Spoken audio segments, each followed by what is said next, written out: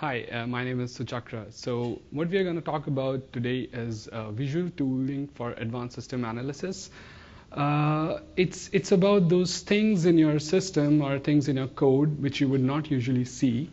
And once those things, like those small issues which you're going to face, they just cry out to you, now you see me too.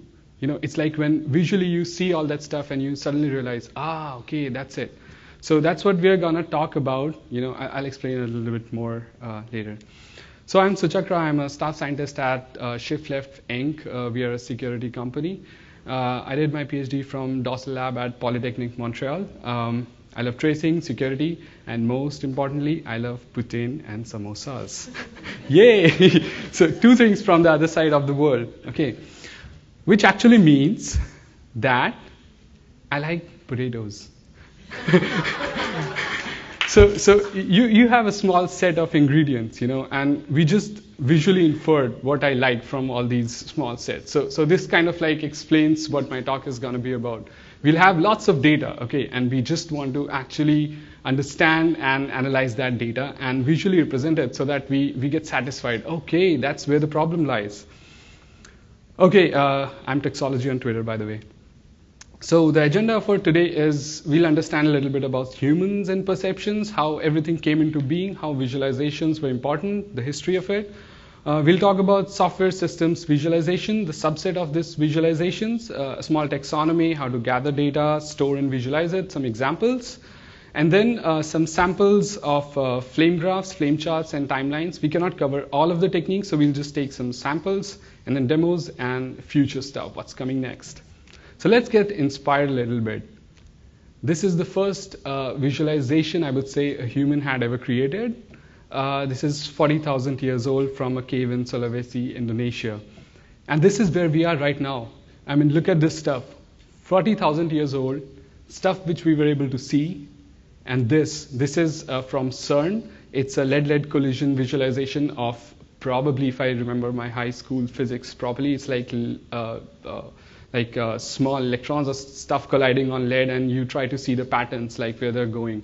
So we have been able to go from the things which we are not able to see, which we were able to see, things we are not able to see, and we still visualize them. So this is kind of a small inspiration. I'll give you a small historical perspective. One of the first line charts that we ever saw, one of the first bar charts that were done, and this is 1350, that's long back. One of the first spatial charts started with the shipping industry when we wanted to visualize space, which means actually cartography. One of the first timeline charts when we were able to understand space as well as time, and then we were able to visualize this. And one of the interesting factors in this graph from 1769 by Joseph Priestley is colors. Do you see the importance of colors here? So, and then by William Playfair, this brief historical imports and exports from America, one of the first line charts. And this is important statistical data. So before that, probably statistics were not that important. Okay, but when we reached here, this was like raw, real data being represented. So this is maturity coming right there. But this is not a talk about data visualization. If you want more of that stuff, I have some links here. You can just go and check them out. What this talk is about is a subset of those, which is software and systems visualization. So let's start all of this again. Let's get inspired again.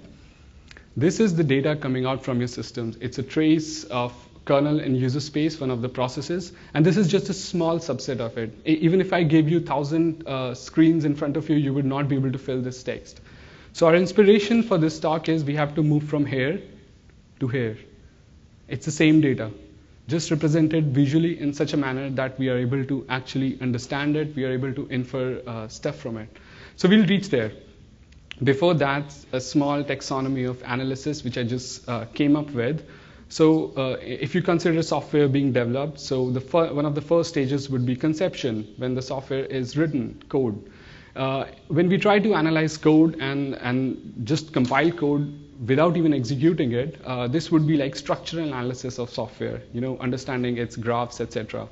The second would be live analysis, when the software is actually running, when it's being executed in production. You would want to understand that. This would give you behavioral and execution analysis of the software. For example, live traces or sampled CPU usage. These kind of things are live analysis. And then there would be post-mortem analysis. Your software died, okay, and now you want to do a post-mortem on it. So this would give you behavioral execution because you have all the states of the software saved with you, the traces, all of them is with you, and you would want to find out the root cause, why this incident happened. So that would be post-mortem. I really like the last one actually. So it would give you root cause analysis of, for example, abnormal latency. Now, what's the process? What's the whole process? In all of these three factors, what's the whole process?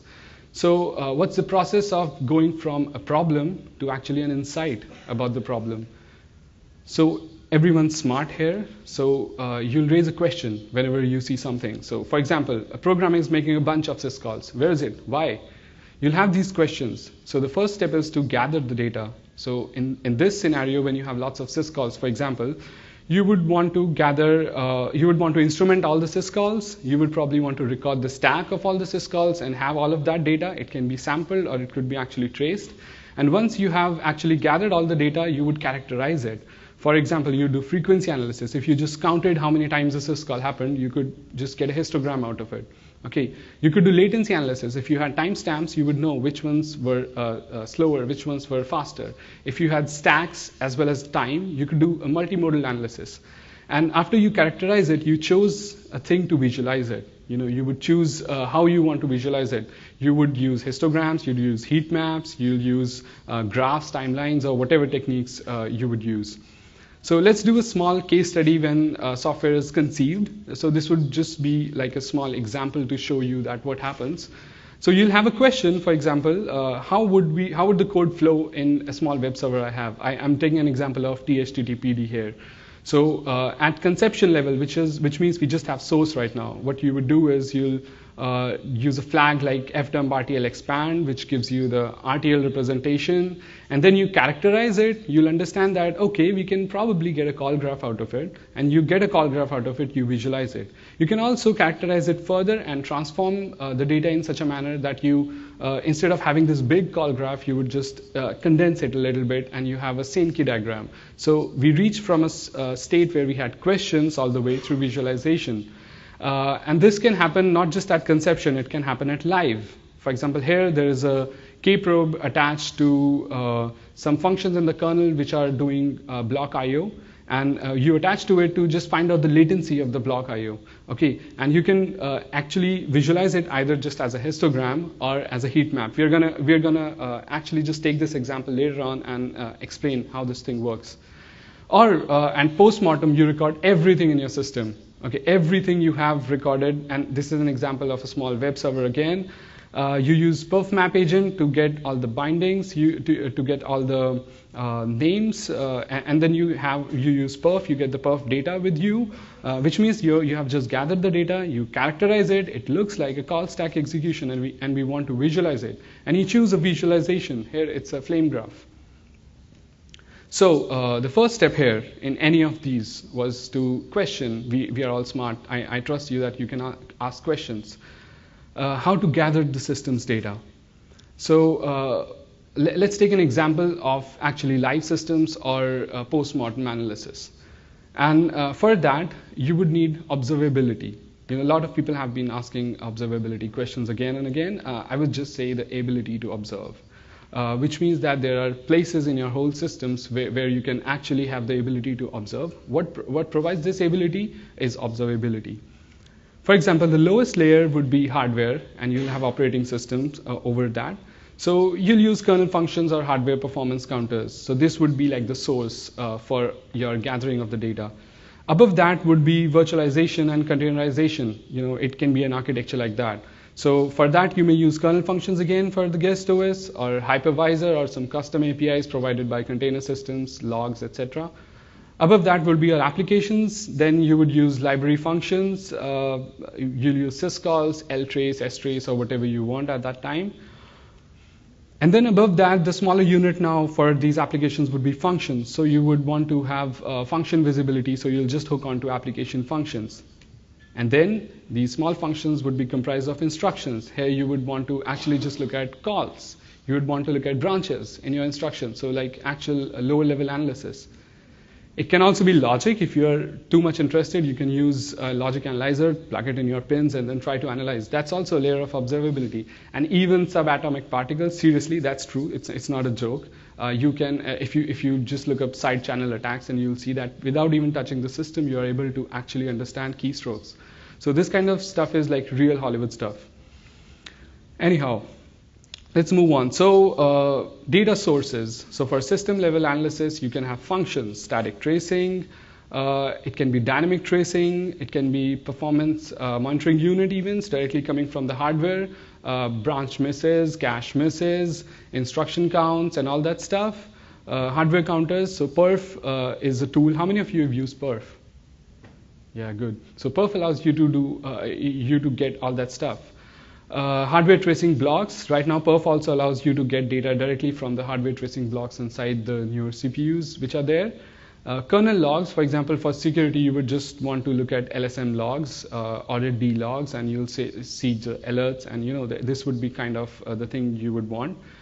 And for applications, it can be just high-level application logs or the traces. For example, with JUL, you can get Java logs with you, or user space tracing, something very interesting, where you can actually use compiler assistance to get information from inside your application. So you can trace the whole execution. Let's do a little bit of deep dive into tracing. Okay, what this actually is about. I've been talking about this, and more specifically, let's look at function tracing. Because again, it's a vast thing. We would want to just restrict ourselves to functions and just carry it throughout. So to observe functions, I would want to insert, for example, my function, call me maybe. It's going to give me important information. And I just insert call me maybe.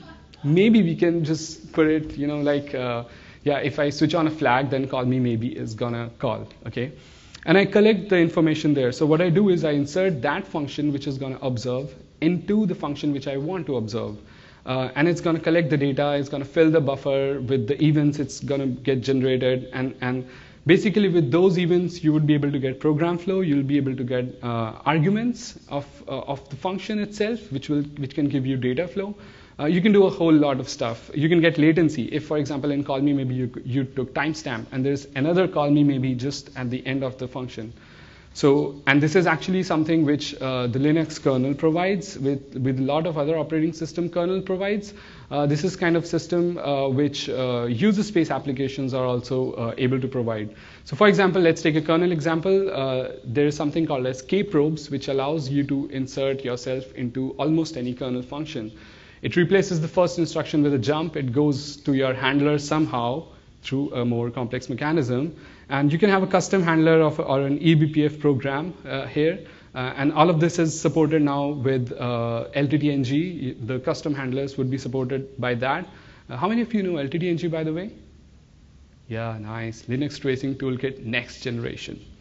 It's supported, so these kind of handlers for kprobes are also supported by eBPF right now.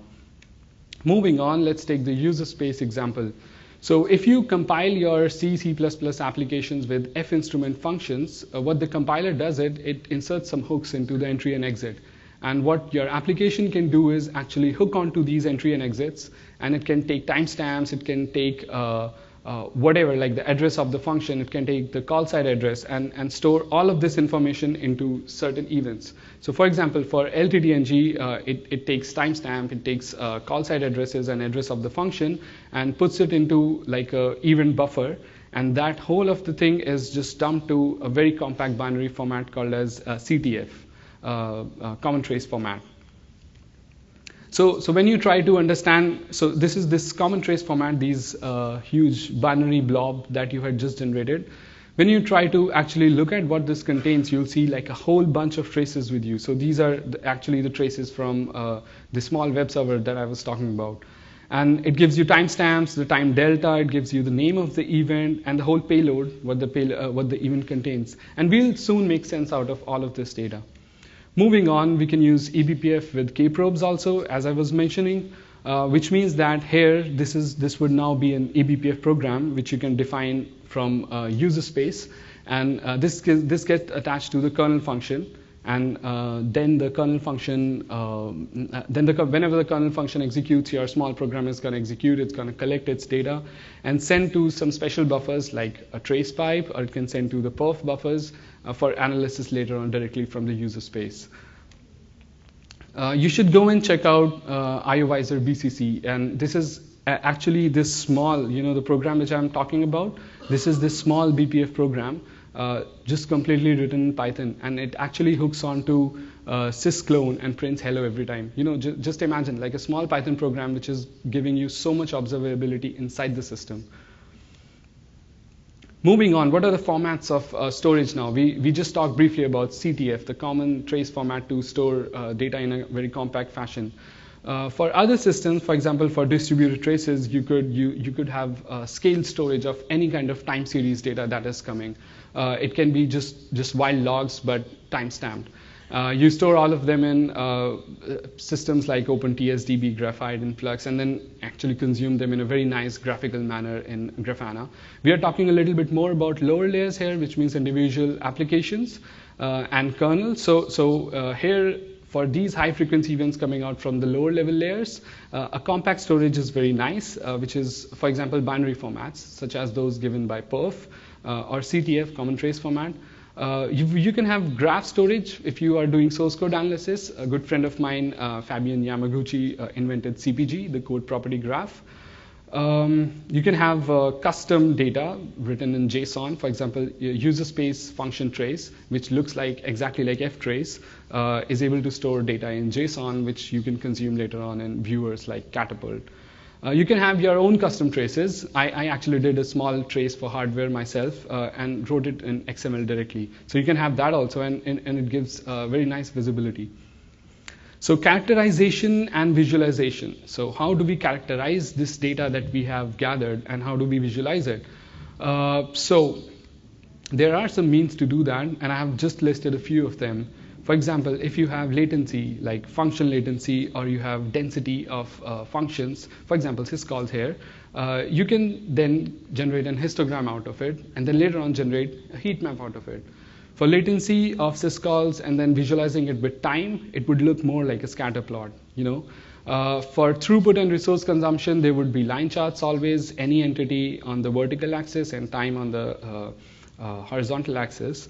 And per entity, for example, per entity events, for example, for individual processes and the states of the processes, you could have a timeline or a Gantt chart. We'll see some of them very soon.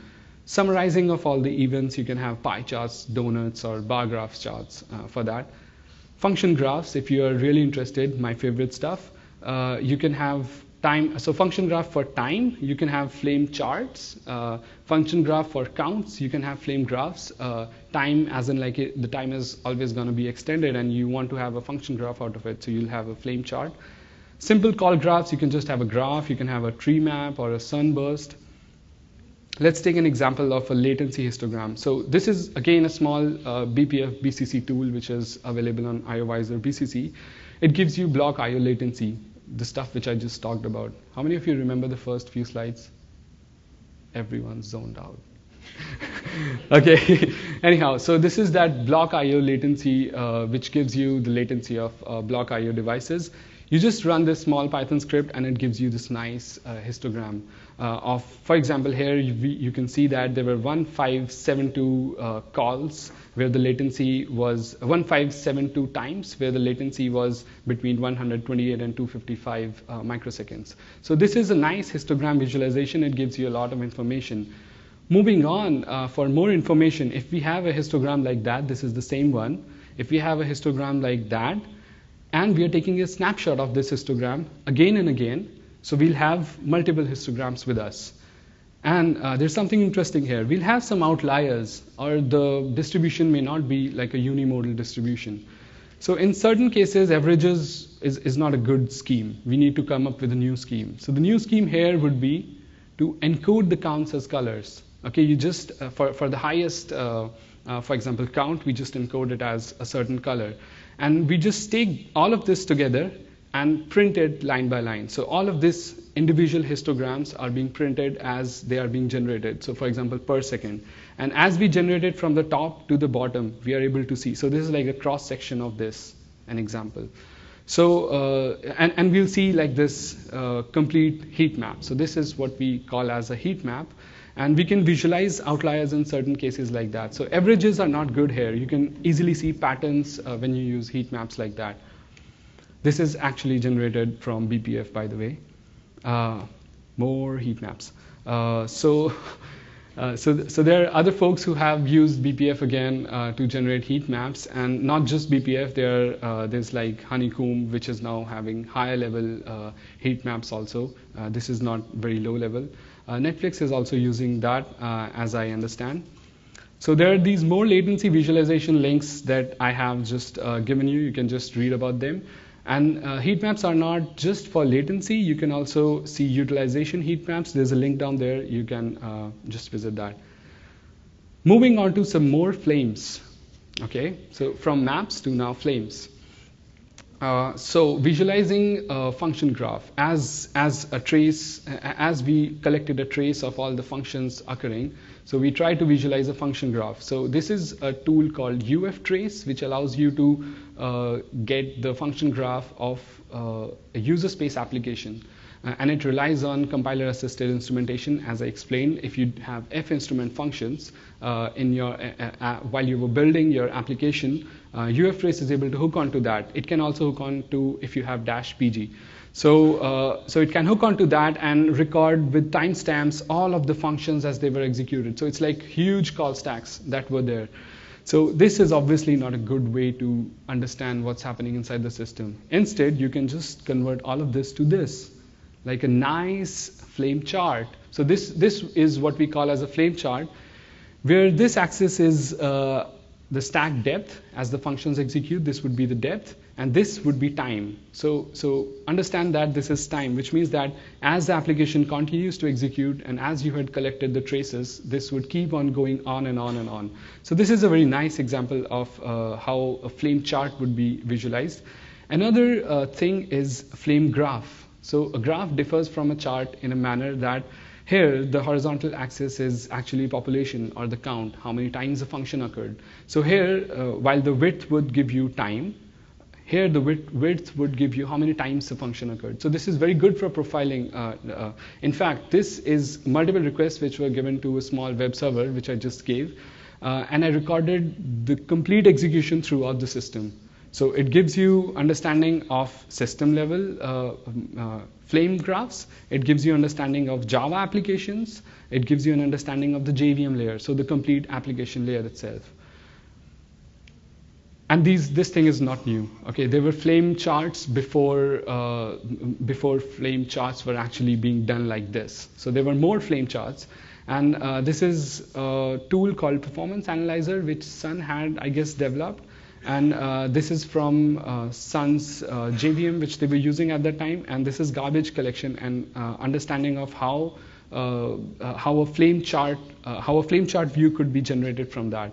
So you would get at each point, you would get a complete call. At each point here, you would get a complete call stack of what was happening. Similar views could be obtained using dtrace and Solaris's kernel. So these are kernel level flame graphs. Flame charts, not graphs again, which means that these are 3 individual CPUs, actually 4. These are 3 individual CPUs which are actually loaded right now, and you could see at a given time what was the stack on that. So this is pretty interesting. So we have covered flame charts and flame graphs. Charts can be sourced from Chrome traces. They can be sourced from LTTng traces. It can be sourced from UFTrace, as I had explained to you. And flame graphs can be sourced from perf events these days. It can also be sourced from eBPF stack traces, because eBPF now supports getting stack traces during execution, or LTTng traces. So LTTng supports like both of these modes, the charts as well as graph. And then moving on to another way of hierarchically representing data, it's Callgraphs. So Valgrind is one of the old tools. Anyone remembers Valgrind? Ah, someone uses it. Wow, that's awesome. Okay, it's pretty slow. You just want to actually use it only, just to analyze on the sidelines. You don't want to use it in production. So because it actually modifies the binary first and then executes it. Anyways, a long discussion for some other time. So Valgrind gives you actually live call graphs. While the thing is executing, you could actually analyze the call graph for that. There's another representation, Treemap, which it tries to give, because you can understand that call graphs are going to expand. When you have huge number of calls, this is not like a perfect representation. On the right is a Sunburst graph, which is also good for representing hierarchy in your systems, which is not always that good. For example, do you think this is big or this is big? Actually, the outer rings always visually look big, okay, but they're smaller, because like this is like 15 GB or something, and this is like 14 point something. So it's like something horizontally which you have just twisted. So now you have to think about angles also, and not just horizontal things. So this is not, I don't really enjoy this kind of view, but sometimes I do. For example, if you have shorter versions, shorter call stacks, it's very nice. And if you want to count the layers, then it's very nice. For example, just looking at this, you can understand that there is a depth of directories here. Okay, so in those sense, I like this kind of visualization. Moving on, some new stuff, which you may have not seen. There's a view which is called as control flow view, which developers of a tool called TraceCompass have named it, which is basically a timeline view, which looks like a Gantt chart. Not exactly Gantt chart, but I just call it timeline. That's why, because on the x-axis, there is just time. And these individual sections represent individual states of the application. For example, for an application wget, you could understand whether it was in user mode at some point of the time, it was interrupted, it was again back in user mode, and there was a syscall being made by the same application. And you can do that even not just from the perspective of an application, you can do it from the perspective of a resource. For example, CPU. On this CPU, there was it was running user mode code. Now it was processing a soft IRQ. Now it was running again user mode code. So you could have stuff like that. Or from the perspective of, if you have the CPU, then you can always understand IRQs. And then because this is time, then you can actually individually identify how much time all these individual states take. This is pretty interesting. Another extension of this kind of view is a critical flow view, which was actually developed by a friend of mine, Francis Gigaldo. And he did a critical flow view, which means that now this is just from all the applications which may be running on your system. You'll have a timeline like this. But in critical flow view, you could actually identify the critical path of execution of an application, which means that you could select the process that was running, and you could just follow it. And as you follow it, it will tell you how it interacted with other applications and what it was doing while it was interacting with all the other applications. So this is something pretty interesting. I'm going to show you actually visually, which is right now. So this is the tool called as TraceCompass, which is able to visualize a lot of traces. It can visualize FlameCharts, it can visualize FlameGraphs, it can have sources which are either CTF traces coming from LTTng, perfs traces converted to CTF and then being visualized. It can also understand PCAP traces. It can understand your custom XML. I mean, you can even define your own trace format. You can define how you want to process that trace, everything in XML, and then you just feed it to it, and it would be able to visualize that. So let's do this small demonstration. So the mouse pointer, always evasive. Here it is. So on this side, what you are seeing here are these individual traces being loaded. Yeah. Can you see an experiment there? Yeah, so I have loaded two traces below this. One is user space, one is kernel, which was taken at the same time. And these both traces are for an application while it was running called THTTPD, which is our server actually. And I was loading it with AB, the benchmark. I think it's Apache Bench or something like that. So I was just loading it with that, which means I was stressing the application. And this is the complete execution of like 29 seconds of what happened in the system. Immediately you see like there is a big syscall. You take your mouse pointer there, it gives you a small tooltip. It says, yeah, it's a system call. It was on the first CPU. It was syscall entry IOCTL, okay? And it was being made by this process called as LTTng session D, okay? And then you have other processes which are there. So you see these small, so let's come back down from this control flow view and try to see it in this call stack view, which is actually the flame chart I was explaining you about. So which means that this is horizontal axis here is actually time, and these are the call stacks. So most of the time there were just this function which was running, the top level function, and it was running this below. It was just polling and waiting for connections. But some activities here, yeah. So you see some of the activities going on here. So what we can do here is try to zoom in and see what's going on. Well, that's pretty interesting. That's like more calls were being made.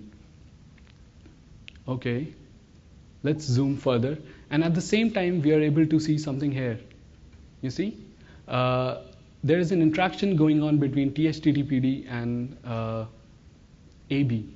So something is going on here. We'll see what all of this is. But let's just focus right now on this flame chart, which is the call stack view. So maybe somewhere here a new connection was made, and then this stressing started. So you can see it's kind of a repetitive process which is going on again and again, again and again. And then it kept on going on at some point of the time. But we want to understand what was exactly going on.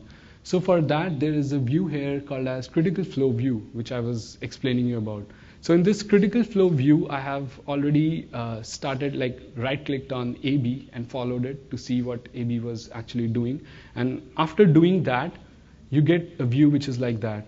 You know, you see AB is, in this phase, you see AB is constantly interacting with THTTPD. We can zoom a little bit more and see individual interactions up to nanosecond scale. So here you can, and all of these views are actually synchronized, which means if I select sections in this, they would all be shown above. So in this section, we can zoom into now what was happening. So AB, so below one is what? Can you just tell me? It's THTTPD or AB, this one, this text. What's that? THTTPD, okay. Actually, I don't have it mirrored here, so I'm just looking there. So it's THTTPD. So this one may be THTTPD, yeah? So we can zoom in here and actually see what was running on the system. And now we have individual states. This is what I was explaining about the state of a process. So we can see THTTPD states here. There was tooltip, wait for CPU. Okay, at this point it was waiting for CPU. Now there is, and at this point what's going on? Oh, there was an interrupt. We can go in the resources view here, and we'll now see, oh, there was actually an interrupt here on the first CPU. And if we go back here, we'll see that, yeah, this thing was probably running on CPU 0, I guess. Tooltip, CPU 0. So we see there was, yeah, an interrupt on CPU 0. What kind of interrupt was it? Yeah, it seems it's a soft IRQ, whatever number, network. Okay, so it's 3. So basically, we get these time synchronized views. We can understand what's going on inside the system. We can even have a system called density, which gives you histogram for like a given section, which you have already like this complete view, which is with you in this span of time. If you zoom out, for example, it will give you density across the whole calls of the system. You have system called latency versus time, which is like the scatter plot, which gives you, so one of the interesting things which actually I found out yesterday was there's no syscall going on here. You see? So I just select that and I see, oh, because there's a blocking syscall somewhere here. So it's being blocked. Anyhow, so basically you get the picture of what we have. And whatever information you can, whatever views you can get, you can just click on all of those views and you see, you can just see all of them being populated. So for this whole time, you can have CPU usage view. So you can understand that how much CPU was used when this small section, which is our actual loading, was going on. You know, so it can give you like detailed synchronized CPU views. Well, I hope you enjoyed the demo of Trace Compass. Coming back to the slides. A short note on colors. We have seen lots of colors. I mean, even the UI on that tool is not perfect. We all can agree on that. But a short note on colors, and when you are making tools like that, how would the colors probably would be? So the trend of colors is like three-pronged. I have seen it can be a diverging trend.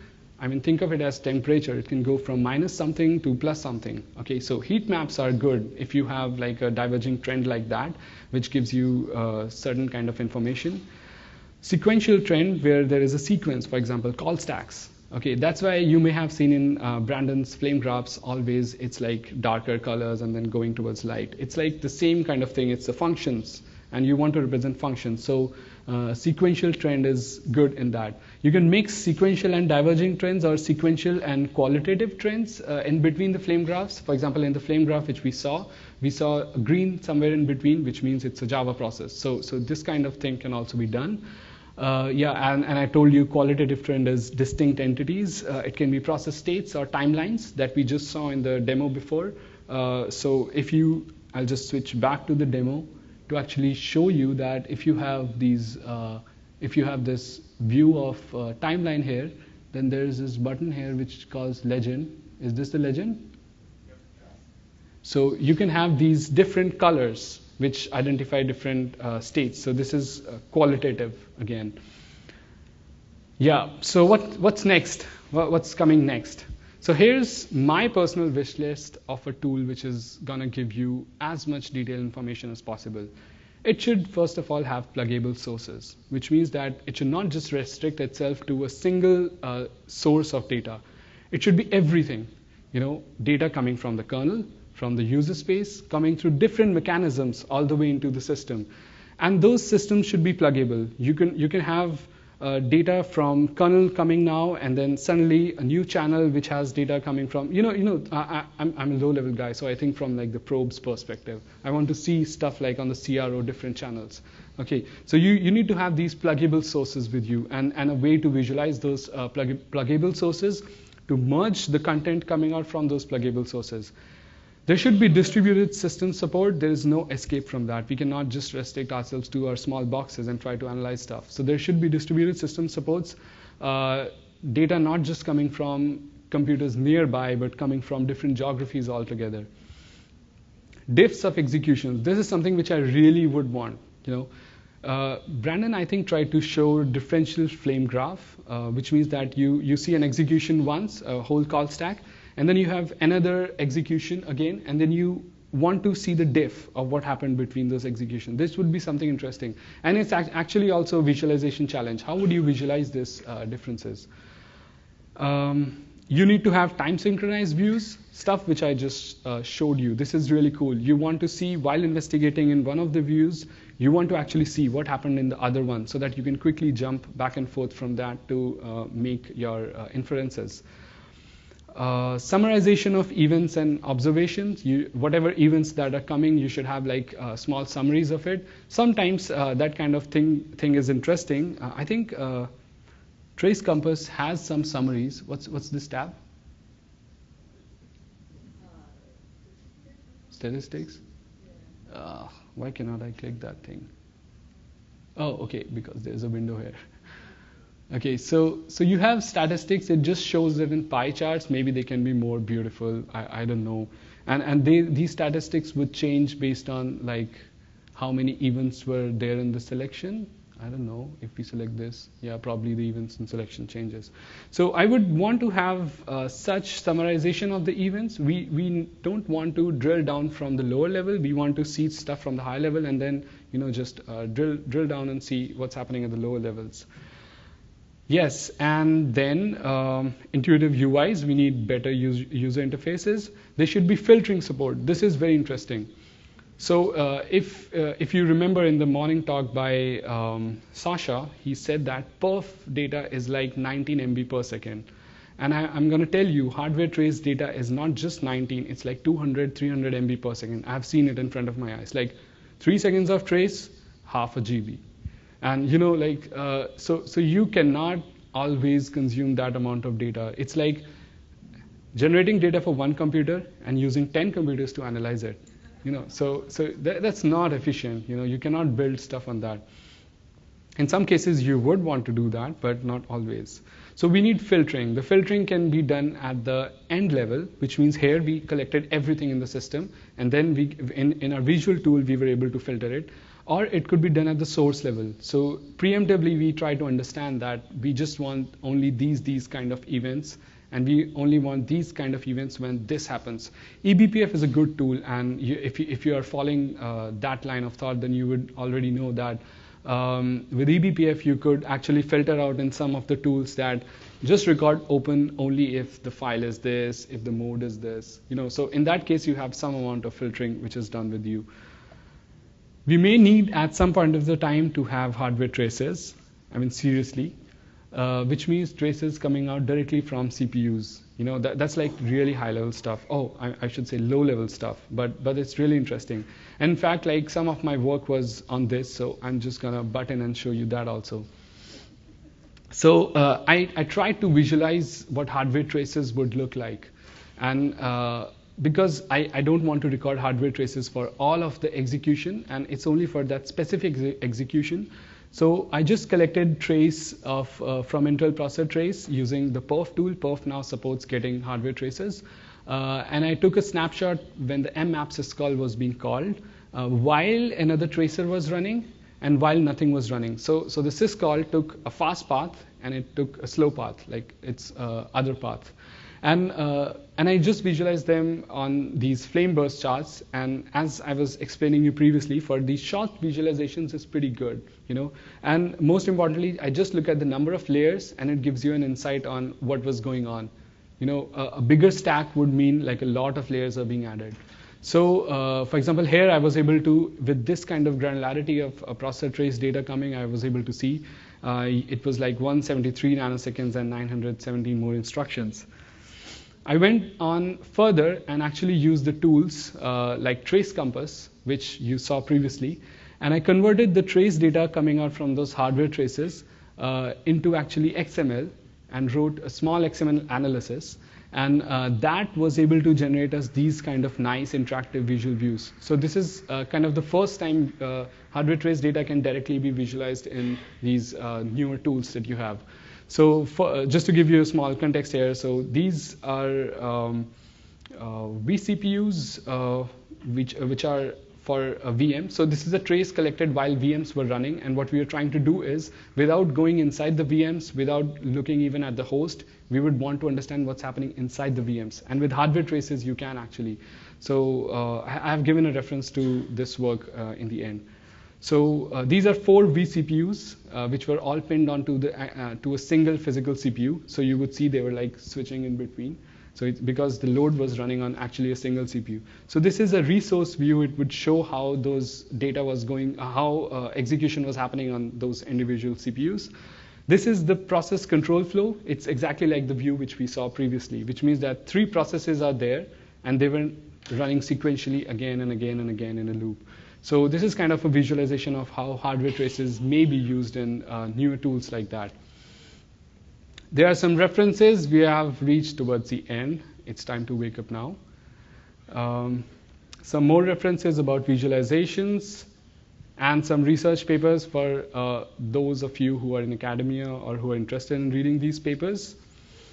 Thanks to LTTng, eBPF, and Trace Compass developers, especially to Jean-Pierre Bassier, Mohamed Jebbai, and Francis, the whole ShiftLeft team, because I'm here, and Dorsal Lab at Polytechnic, some aesthetically pleasing logos for you. That's it.